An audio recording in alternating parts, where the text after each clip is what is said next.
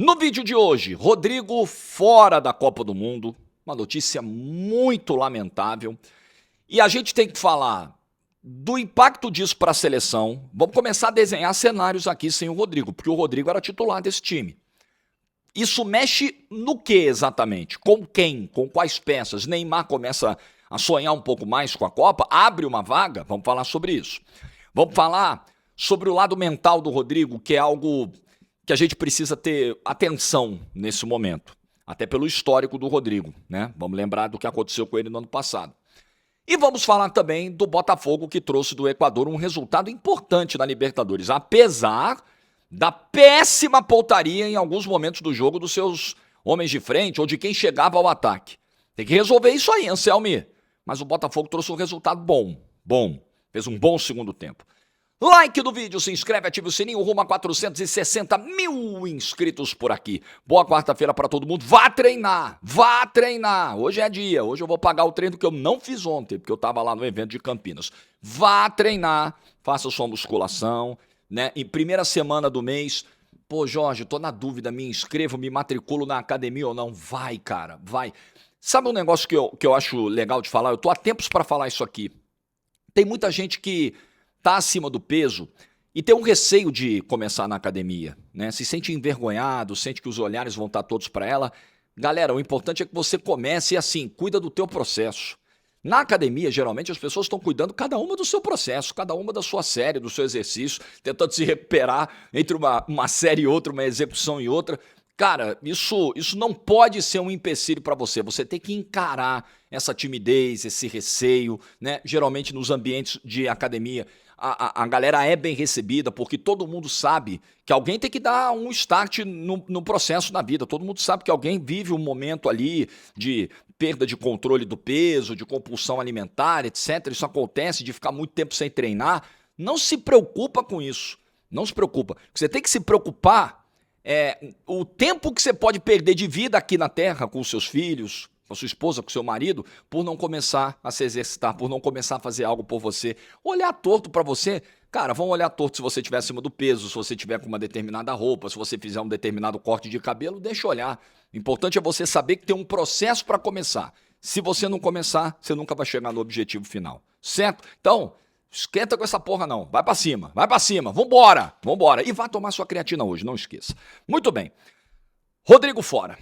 Uma notícia muito triste, porque o LCA é uma lesão devastadora. Ele rompeu o ligamento cruzado anterior do joelho direito e do menisco.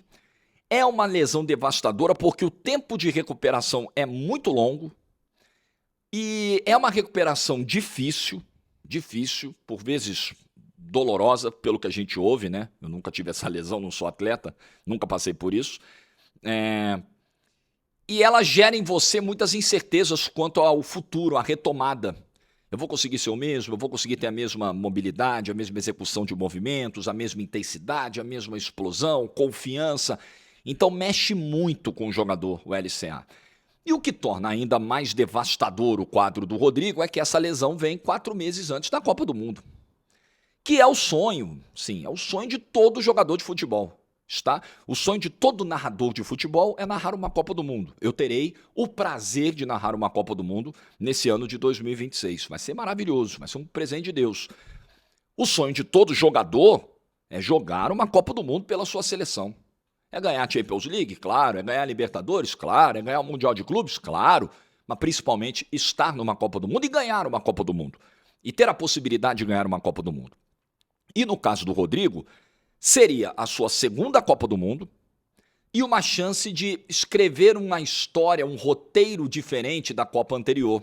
Porque ele perde, as pessoas lembram obviamente do pênalti do Marquinhos, que é o último, mas o Rodrigo perde pênalti também naquela disputa contra a Croácia. Então a última imagem, o último jogo do Rodrigo na Copa do Mundo é de uma lembrança triste. Então você tinha a chance agora de fazer algo diferente. 3 anos e meio mais maduro, mais experiente, com um técnico estrangeiro, um técnico que conhece muito bem o Rodrigo, que já trabalhou com o Rodrigo em clube, e essa chance escapa pelos dedos. Todo atleta profissional precisa estar preparado para lidar com isso, sabe que as lesões fazem parte, mas ainda assim é muito duro.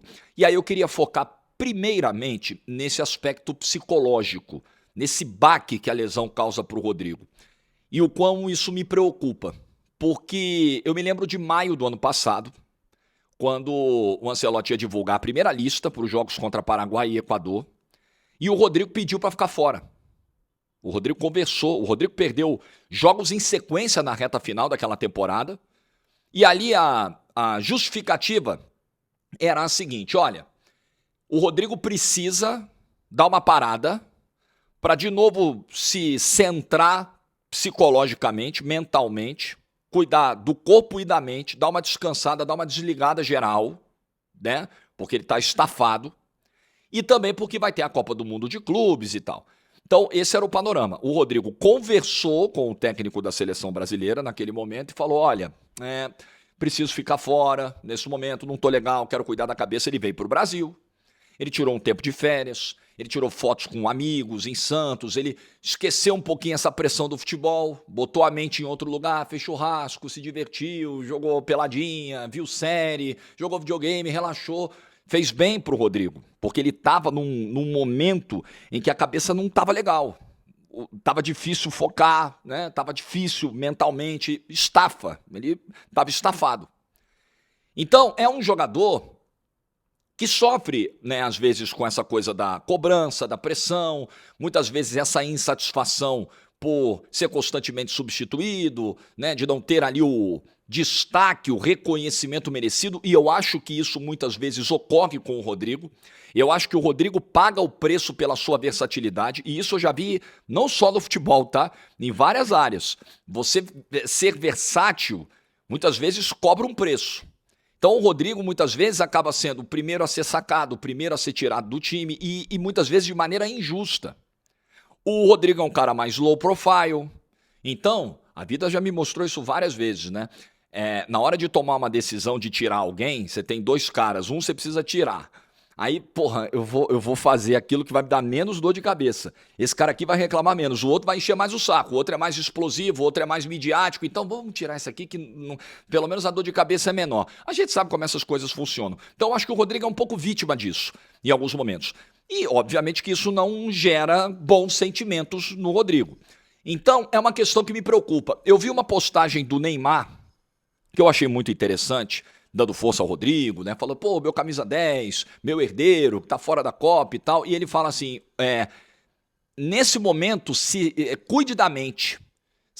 Não tô lembrando assim literalmente o que foi dito, mas em linhas gerais o que o Neymar disse foi: Rodrigo, é o seguinte, a hora agora é de cuidar, claro, da tua recuperação física, mas da mente, se cerque de pessoas boas, de pessoas que te amam, que vão precisar te dar força nesse momento. Ninguém melhor do que o Neymar para falar sobre isso, né? Com o histórico de lesões que tem, de como é importante o próprio Neymar, não só histórico de lesões, até em cobranças mesmo, enquanto atuando, como foi no ano passado, depois daquela derrota do Santos no Maracanã para o Flamengo, quando o Neymar diz que, caramba, o mundo desabou sobre mim, eu precisei pedir ajuda pela primeira vez, fiz terapia e tal. O Neymar sabe como um atleta de alto nível precisa desse suporte. O suporte profissional, de psicólogos, terapeutas e das pessoas que o cercam, que precisam nessa hora estar junto com ele. Família, amigos, gente que é importante na vida do Rodrigo. Porque vocês sabem que eu sou frontalmente contrário a esse discurso de que o jogador ganha muito bem, ele não tem direito a ter problema psicológico. Eu acho isso uma estupidez, acho isso uma bobagem, e vocês sabem, né, o quanto eu ataco esse tipo de pensamento. Claro que a vida do jogador de futebol é muito melhor do que a vida de 90% da população brasileira. Óbvio, óbvio. Mas assim como nós, o jogador de futebol é feito de carne, é feito de osso, é a mesma coisa, né? É ser humano. A diferença é que ele tem uma conta bancária muito recheada, mas ele sofre pressões, né? Ele tem as suas questões emocionais, psicológicas, como todo mundo tem. Todo mundo tem. Claro que para o jogador de futebol é mais fácil ter tratamento, né? A obesidade, por exemplo, que a gente fala aqui, eu falo muito no início do vídeo, né? Pô, cuidado, vai lá, se cuida e tal. Mas eu sei que para pessoas que têm menos recurso é mais difícil. Quem tem mais recurso hoje tem as canetas emagrecedoras que ajudam muito, conseguem pagar um personal e ajuda na academia a fazer um treino ali personalizado, te acompanhando todos os dias, tem nutricionista, endocrinologista, tem toda uma equipe multidisciplinar é mais difícil para quem não tem condição. É óbvio. O mesmo vale para o jogador. Para o jogador de futebol, lidar com questões emocionais é muito mais fácil. Às vezes ele não precisa nem tirar do bolso, o próprio clube já oferece um departamento estruturado. Você na tua empresa, quantas empresas no Brasil oferecem um tratamento psicológico para os seus funcionários? Quase ninguém, quase nenhuma, você que se vire. Não é assim que funciona? Infelizmente é assim. Então, claro que o cara tem os privilégios dele, mas ele tem as suas questões emocionais como qualquer um. Como qualquer um. Ele lida com pressões, ele tem problemas como qualquer outro. Então, nesse momento, que é muito, tão importante quanto, ainda mais pelo perfil do Rodrigo, né? Pelo jeito mais sensível do Rodrigo a certas situações, o que é tão importante quanto a recuperação clínica, os profissionais que vão estar envolvidos nesse processo, tão importante quanto é esse suporte. Que as pessoas que amam o Rodrigo estejam com ele, fortalecendo ele, não deixando ali a bola cair nesse momento. É hora de estar junto com o Rodrigo e eu desejo aqui toda a força do mundo para ti, Rodrigo. Gosto muito do Rodrigo, sou fã do Rodrigo, acho um cara exemplar, de um comportamento exemplar dentro e fora de campo, super profissional, talentoso, decisivo. Cara, excelente. Nunca troquei uma ideia com o Rodrigo. Nunca dei bom dia, nem boa tarde, nem boa noite. Eu não sou amigo, não tenho amizade com o jogador. Mas eu gosto das figuras, me simpatizo com as figuras e eu tenho muita simpatia pela figura do Rodrigo, de verdade. E fiquei muito triste quando soube disso ontem. Rodrigo, força, velho, força. Você vai voltar. Outros jogadores passaram por isso, superaram. Você tem tudo para superar também. É difícil, é embaçado, é tenso. Ficar sem fazer o que gosta realmente é complicado, ter uma incerteza se você no futuro vai continuar fazendo aquilo que você gosta e ama fazer, que é o teu ganha-pão. Realmente é complicado. Passei por isso, obviamente que não sou atleta de futebol, mas num outro nível passei por isso. Sei como é difícil, mas sei como é importante ter do lado as pessoas que te amam. Se cerque delas aí e receba todo o amor do mundo que você merece. Tá bom, meu velho? Boa recuperação pra ti. Aí nós vamos falar de seleção brasileira e das implicações disso na seleção brasileira, porque se você pegar os últimos jogos do Brasil em 2025, teve a sequência lá Coreia do Sul, Japão, aí teve jogo com a Tunísia e jogo contra a Senegal. Contra a Coreia do Sul, contra a Tunísia e contra a Senegal, o Rodrigo foi titular pelo lado esquerdo do ataque, jogando aberto pelo lado esquerdo. E o Vinícius Júnior numa posição mais por dentro, mais centralizada. Então o Vinícius ele não ficou na ponta. O Rodrigo foi ponta esquerda e o Vinícius ali, né, mais por dentro do ataque. Era uma formação ali com 4 atacantes que o Ancelotti estava testando naquele jogo. Então, pode ser que agora, sem o Rodrigo, a alternativa mais fácil, mais imediata seja devolver o Vinícius Júnior para a ponta. Aí com isso você tem o Martinelli também, né, ganhando oportunidade, ganhando chance de ter um espaço ali na seleção. Você tem a possibilidade, de repente, dele levar mais um atacante. Se você pegar a convocação, estava abrindo aqui a lista, na última convocação, o Ancelotti convocou João Pedro, Matheus Cunha, Richarlison e Vitor Roque. Levar um centroavante a mais, de repente, pode ser, pode ser. Nós temos uma indefinição, né, quanto a centroavantes hoje, quanto ao centroavante da seleção brasileira. Então, além dessa possibilidade de ampliar leque, ele pode, de repente, ao invés de convocar mais um centroavante, convocar mais um homem de meio campo, por exemplo, né? E além de tudo isso, tem o nome do Neymar, obviamente, né? O nome do Neymar não pode ser desprezado, não pode ser descartado. Acho que o Neymar entra numa fila, né? Acho que ele ganha ali uma casinha a mais, porém, continuo achando que as condições do Neymar são muito difíceis hoje, um jogador que não está fazendo parte dos planos, não está no ciclo, vai ter 2 jogos agora antes da convocação do dia 16, contra Mirassol e Corinthians, para tentar mostrar serviço para o Ancelotti. Acho que o Neymar, nessa volta, fez um jogo, um retorno ok contra o Velo Clube, nos 45 minutos que jogou, fez um jogo ruim contra o Novo Horizontino e fez um jogo bom com o Vasco, não muito bom, porque até os 2 gols o Neymar estava encontrando algumas dificuldades, mas fez o jogo que decidiu, né? Fez a atuação suficiente para decidir a partida com 2 gols. Então, claro que o Neymar tem uma esperança um pouquinho maior agora. Claro, se abriu uma vaga no ataque. A verdade é essa. Mas tá aberta para todo mundo essa vaga. Para todo mundo que está nessa disputa. Para os centroavantes que a gente citou. Abre-se essa vaga para todo mundo. E aí, quando todo mundo tem essa vaga agora aberta, obviamente tem jogadores que já estão à frente. Quem está sendo convocado, quem está fazendo parte do ciclo, quem está jogando com regularidade, quem está jogando no alto nível, está na frente. Então eu não acho que na fila o lugar do Neymar tenha mudado com a lesão do Rodrigo. Acho que todo mundo avançou, a casinha para frente, ele avançou junto. Mas eu acho que ele está atrás de alguns jogadores. Não do ponto de vista técnico. Peguei aqui o papelzinho e estou desenhando de novo para vocês. Ó, ele não é melhor, ele não é pior do que o Richarlison. O Neymar não é pior que o Matheus Cunha. O Neymar não é pior que o João Pedro. O Neymar não é pior que o Martinelli. Ninguém está dizendo isso. O Neymar é melhor que todos eles. Mas essa não é a questão hoje que impede o Neymar de ser convocado para a seleção brasileira, tá? Só fazendo mais uma vez esse desenho. Para fechar, quero falar aqui do Botafogo. Primeiro tempo do Botafogo ontem em Guayaquil foi um primeiro tempo ruim. Botafogo, apesar de ter tido pelo menos 2 oportunidades reais de gol, a mais clara foi a do Danilo, que ele desperdiçou. Teve uma também com o Matheus Martins cara a cara com o goleiro. Apesar disso, foi um jogo em que o Botafogo produziu pouco no primeiro tempo. Era um Botafogo de lançamentos, de bola esticada, chegava no Léo Link, precisamos falar sobre o senhor. Bola chegava no Léo Link e era chutão, era lançamento, era bola esticada. E você não tem jogador com a característica para reter bola hoje no ataque do Botafogo. Esse cara é o Arthur Cabral, que não consegue reter bola nenhuma, né? Não adianta. Então você não tem, você tem o Matheus Martins, que é o cara de velocidade, você tem o Barreira, que bota uma correria, não tem esse cara. Então a bola batia, voltava e sequer passava pelo meio-campo. O meio-campo do Botafogo produziu absolutamente nada no primeiro tempo.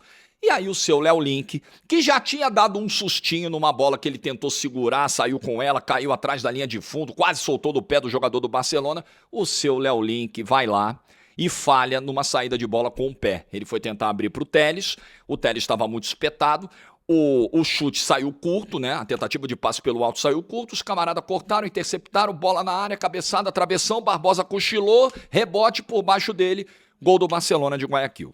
Que não é um time de muita qualidade, que não é um time superior ao Botafogo, claro que é melhor que o Nacional Potosí, mas é um time também com poucos recursos, pouca qualidade, poucas virtudes, não é nada demais, nada demais.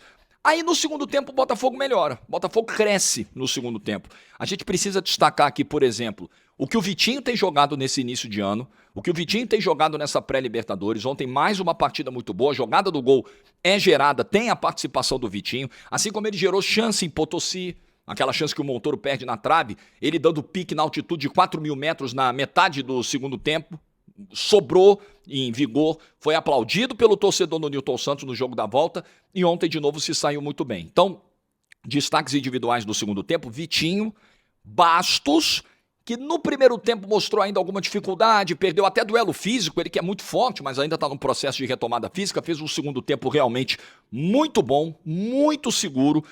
O Bastos pegando o ritmo de jogo e se recuperando fisicamente, ele é um zagueiro que vai acrescentar demais ao sistema defensivo do Botafogo. E Danilo, né? Danilo a gente é chovendo molhado quanto o Danilo desequilibra.